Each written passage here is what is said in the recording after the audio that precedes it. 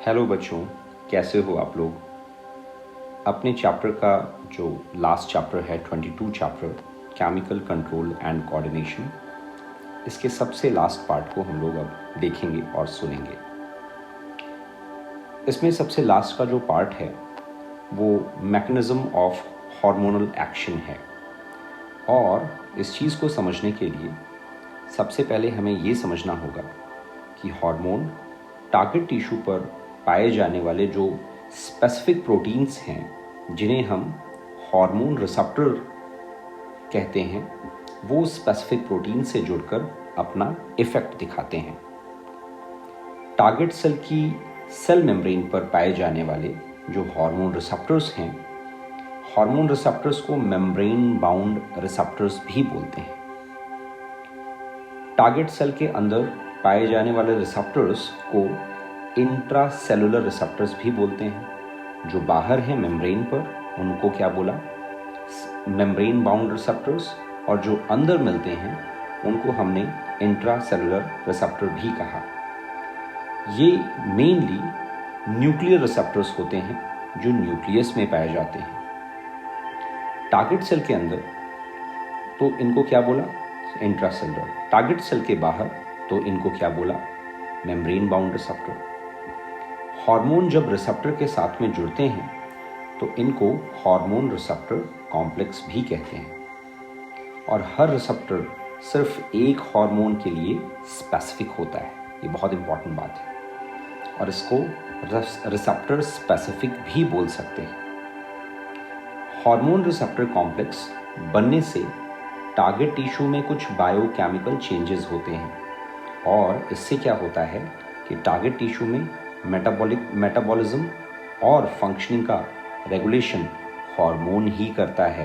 तो इस तरह से केमिकल नेचर के बेसिस पर जो हार्मोन्स हैं उनको डिफरेंट तरीके से डिवाइड किया गया है। जैसे बच्चों, ऐसे हार्मोन्स जिनके जो कि बने हैं किससे, या तो प्रोटीन से या पॉलीपेप्टाइड से या फिर पेप्टाइड से, वो कौन कौन से हार्मोन्स हैं। तो इंसुलिन, जैसे कि ग्लूकागॉन, जैसे कि जितने भी पिट्यूटरी हार्मोन्स हैं, जैसे कि जितने भी हाइपोथैलेमिक हार्मोन्स हैं, ये सब कुछ प्रोटीन या फिर पॉलीपेप्टाइड या फिर पेप्टाइड से बने हैं। कुछ एग्जाम्पल्स हम लोग स्टेरॉइड हार्मोन्स के भी देखेंगे, जैसे कॉर्टिसोल, टेस्टोस्टेरोन, एस्ट्राडियोल और प्रोजेस्टेरॉन। ये सब कुछ लिपिड के डेरिवेटिव से बने हैं, जिसे हम स्टेरॉइड भी बोलते हैं बच्चों। हमारे जितने भी थायराइड हार्मोन्स हैं उनको हम बोलते हैं आइडोथायरोनिन। ये अलग ही केमिकल हो गया, आयोडीन से बना हुआ। और कुछ ऐसे भी हैं जो बहुत माइन्यूट फॉर्म में अमाइनो एसिड से बने हैं, जैसे एपिनेफ्रिन, है ना। तो एपिनेफ्रिन को आपको हमेशा याद रखना होगा, ये अमाइनो एसिड से बना है।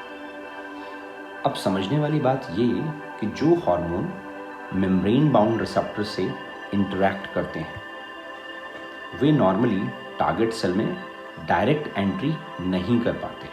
क्यों? क्योंकि मेम्ब्रेन पर गए, मेम्ब्रेन के बाहर लिपिड है और वहाँ पर वो डायरेक्ट एंट्री उनको नहीं मिलेगी, लिपिड नहीं अंदर जाने देगा।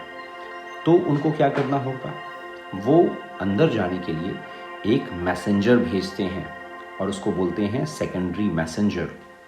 हमारी एनसीईआरटी में कुछ सेकेंडरी मैसेंजर के एग्जाम्पल्स दिए हुए हैं, जैसे cyclic AMP, IP3, calcium ion Ca++ की बात कर रहे हैं।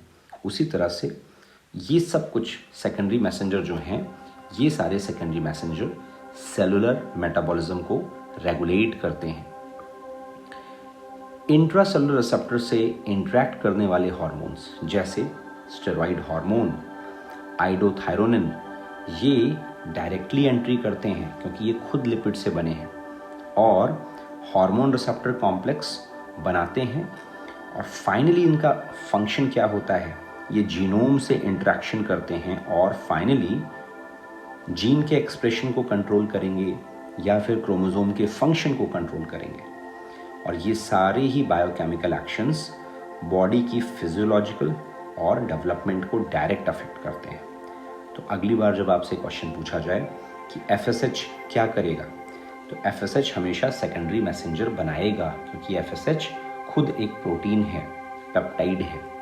बट अगली बार आपसे कोई पूछे कि टेस्टोस्टेरोन क्या सेकेंडरी मैसेंजर बनाएगा या क्या एस्ट्रोजन सेकेंडरी मैसेंजर बनाएगा, आप क्या बोलोगे? नहीं, क्योंकि वो डायरेक्ट सेल के अंदर न्यूक्लियस तक जाएगा और जीन में चेंज करेगा, क्योंकि वो खुद लिपिड से बना हुआ है, उसका डेरिवेटिव है।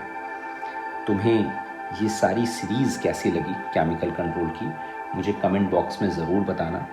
ये 3 से 4 ऑडियो मैंने यहाँ पर तुम्हारे लिए कंपाइल की छोटे छोटे फॉर्म में, ताकि तुम्हारा रिवीजन बहुत अच्छे से चल सके और तुम सुनकर बहुत सी चीज़ें याद कर सको।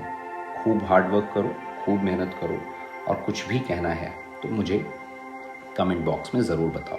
अगला टॉपिक तुम्हें कौन सा चाहिए मुझे ज़रूर बताना, और मैं अपनी तरफ से पूरी ह्यूमन फिजियोलॉजी, पूरी प्लांट फिजियोलॉजी, इनफैक्ट पूरी 11th और पूरी 12th हर एक लाइन को एक्सप्लेन करते हुए आपके लिए पॉडकास्ट ऑडियो बुक्स लाता रहूँगा।